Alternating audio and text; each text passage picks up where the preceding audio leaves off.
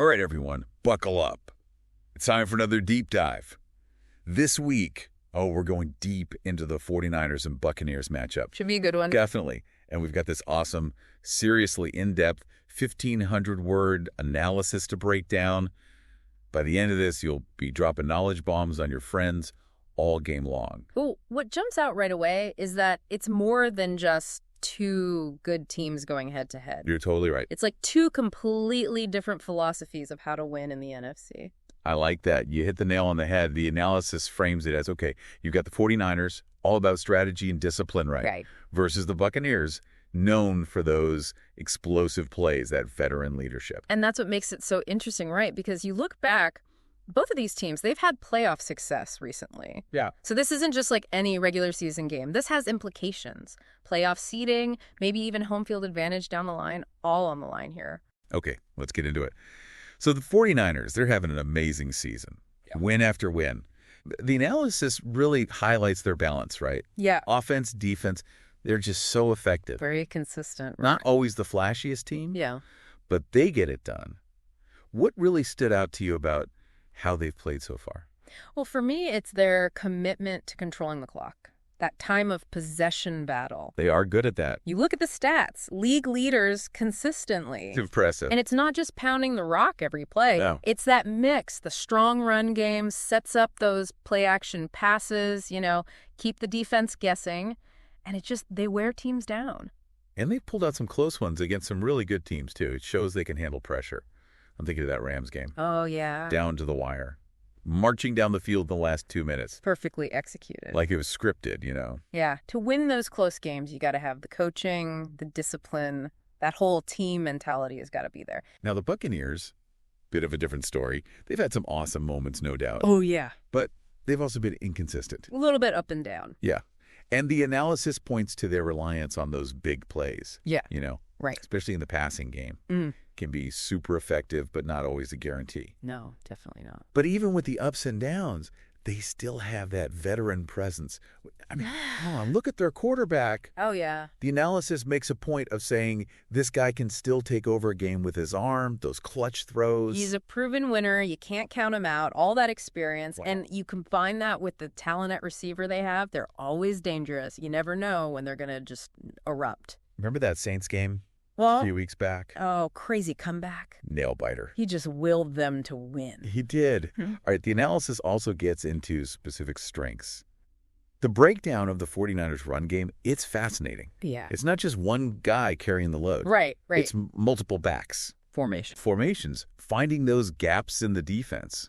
So good at it. It makes them such a nightmare to defend because you never know where they're going to hit you from. You stack the box to stop the run. Yeah. They'll just burn you over the top with play action. It keeps you guessing, having to react. You're never in control. Exhausting to be on the other side of that. For sure. And I think that's where the 49ers can really gain an edge. They can establish that run early, control the tempo. It sets everything else up. You're saying use the run to wear down the Buccaneers. Absolutely. And then in the later part of the game, when the Buccaneers defense maybe starts to tire a bit, that discipline, avoiding mistakes, that's where the 49ers could really shine. Okay, interesting. Now, on the flip side, the analysis points to the Buccaneers quarterback. Even though he's not as mobile as he used to be, he's still got that arm. That cannon. And can read defenses. Like a book. And they suggest the Buccaneers might try to exploit any weaknesses in the 49ers secondary. Well, they've got the weapons to do it, that's for sure. They do. Super talented receivers, create those mismatches, even against really good defensive backs. And I think this is where it could turn into a chess match. Oh. The Buccaneers try to isolate their guys one-on-one, get that advantage. But then the 49ers disguising coverages, making it hard to read where they're going to be. Ooh, I like that. It's going to be fun to watch who wins that battle. Yeah. But before we get too deep into that, let's zoom back out a little bit. Because the analysis highlights some key matchups to look for in this game.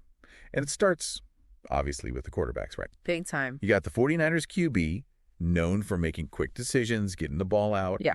And he's going up against the Buccaneers defense that's going to bring the pressure. Relentless.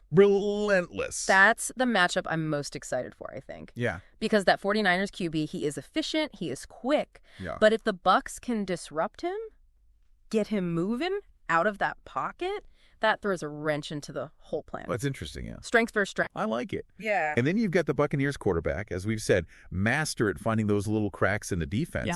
And he's going up against a 49ers secondary that, on paper, statistically, one of the best at preventing those big plays. Right. So what's the conflict there? Well, I think what's really interesting is the 49ers, they rely on a lot of young guys in the secondary. Oh, okay. They haven't faced a QB with this much experience, this much guile. Yeah. It's a real test for them. Can they stay disciplined? Can they avoid those little mental lapses that a veteran like this knows how to exploit? So 49ers, they got to be on their toes. Yeah. No easy throws. No freebies. And on the other side, the Buccaneers got to be patient. Oh, interesting. Wait for those moments when the coverage breaks down just a little bit. And then, boom, hit him with that explosive play. Love it. Yeah.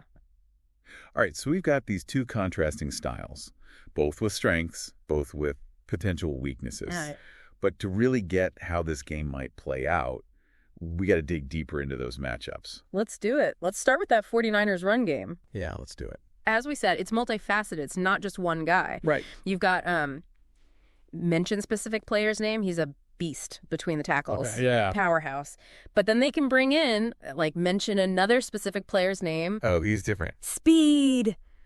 Threat to take it to the house every time. It's like they've got a tool for every situation. Exactly. Wear you down, hit you with speed.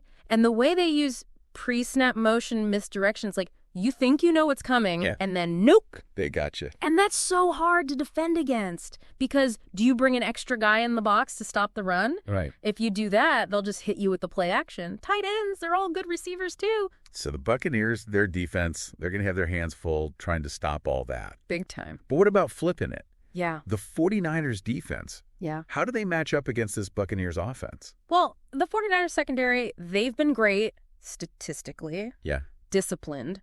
Communicate well. They don't give up a lot of big plays. Right. But Uh-oh. they haven't faced a receiving group like this. Oh, you're right. The Buccaneers, they have mentioned specific players' names. Oh, yeah. Deep threat, acrobatic catches. You haven't mentioned another specific player's name. So strong. YAC monster, so hard to bring down. You can't forget the tight end either. Mention specific player's name. Oh, yeah. He's a problem. Matchup nightmare. Yeah. Too big for the DBs, too fast for the linebackers. That's tough. So this is going to be interesting to watch, this matchup. Buccaneers receivers versus the 49ers secondary. You think the Buccaneers are going to try to target those young defensive backs? I think they have to. Yeah. To win this game. That's the key. Create those one-on-one situations, get the size advantage, the speed advantage, and if they can run the ball just enough, keep the 49ers honest, that's when they can really open things up. Speaking of running the ball, the analysis mentions that hasn't been as strong for the Buccaneers this year. Yeah. The passing game's been better. Could that be a factor? It could. The 49ers, they're stout up front. They're stop the run well. If the Bucs can't get anything going on the ground, it makes them predictable, one-dimensional. Then the 49ers can just focus on shutting down the pass. So it sounds like balance. Offensively, it's important for both teams. Right. 49ers run to set up the pass. Buccaneers just enough of a running threat to make the 49ers respect it. Exactly. And that's what makes it so fun, right? These contrasting styles, each team trying to find those little advantages. The analysis also talked about special teams and coaching as X factors. What do they mean by that? Well, special teams, they can always change a game, especially a close one like we think this is going to be. Oh, totally. Field position is huge. A big return, a blocked kick changes the whole momentum. Right. Both teams got good kickers, but the Buccaneers have struggled a little bit punting the ball. If the 49ers can pin them deep, that puts a lot of pressure on their offense. Interesting. And what about the coaching? Well, you've got the 49ers coach. He's all about the details, in-game adjustments, not afraid to get a little creative, try some things. The Buccaneers coach, he's more of a motivator, gets the best out of his guys. Ooh, yeah. Players coach, leans on those veterans. So strategic battle on the sidelines too, huh? Oh, yeah. And I think who adjusts better throughout the game that might decide who wins, like a chess match. Every move matters. Exactly. One move leads to the next. Okay, we've covered a lot. We have. 49ers, their balanced attack. Buccaneers, the big plays, key matchups. But what about those intangibles?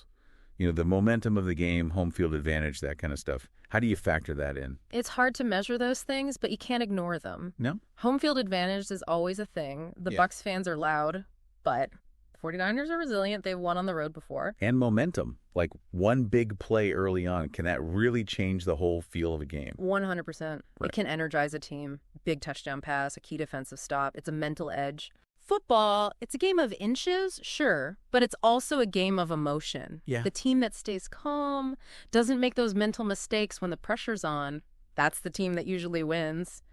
So many layers to this one. It really is. It's not just about who has the better players on paper. It's the coaching. It's those big moments, the energy shifting. You said it. And that's what's so great about football. The strategy, super interesting, but it's the human element, that execution, the grit, the passion. That's what makes it special.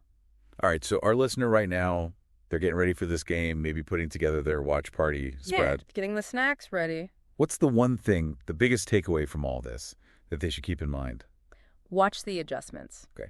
How does each coach react to what the other team is doing? I like that. Do they stick to the plan or do they adapt? That back and forth, it tells you a lot about how they think, how their team handles pressure. It's like watching two chess masters go at it on the field. And for our listener, that just adds another layer of excitement, right? Watching for those strategic decisions. Absolutely. You start to pick up on those little things, the subtle moves that maybe the casual fan wouldn't notice, but they can have a huge impact on the game. Man, after going this deep, I feel like I have a whole new understanding of what goes into these matchups. Yeah. And our listener. They're going to be dropping some serious knowledge on their friends. MVP of the watch party. But more importantly, I think they'll be watching the game with a different set of eyes, seeing those strategies play out. Okay, last question. The one we've been building up to this whole time. Whose strengths, in your opinion, are going to win out on Sunday? You know, it's a tough one to call. It is. Both teams have such clear identities, and they win in different ways. But I'll say this. Watch which team can impose their will on the other. Ooh. If 49ers control the clock, play clean. Tough to beat. But if the Bucs can hit those big plays, get the 49ers out of their rhythm, they could definitely pull off the upset. I love that. Impose their will. It's not just about the talent. It's that mental edge, that refusal to give in. Yep. Great note to end on. I think so, too. And for our listener, keep that in mind as you're watching. Who is dictating the pace of the game? Who's forcing the other team to react? That's where the real battle is happening. All right, to wrap this whole thing up. Yeah. The 49ers and their discipline. Yeah. Buccaneers and their explosive potential. Key matchups. The coaching battle. Man, I am so pumped for this game now. Me too. Can't wait. And for you, our listeners, you're gathering with your friends, your family, to watch this NFC clash. Remember, it's more than just a game. It is. It's a showcase of strategy, of athleticism, and that unpredictable drama that keeps us all coming back for more. Enjoy the game.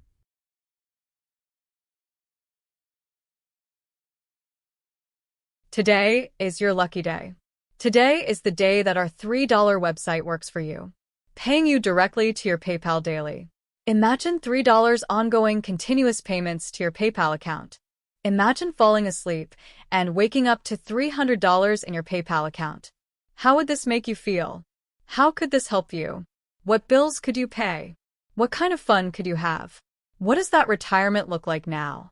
All for a one-time payment of $3. This website is DFY done for you, fully built and completely hosted, and never stops collecting payments for you. You have spent $3 on coffee on a regular, but that coffee won't help you create multiple streams of income. Click the link below.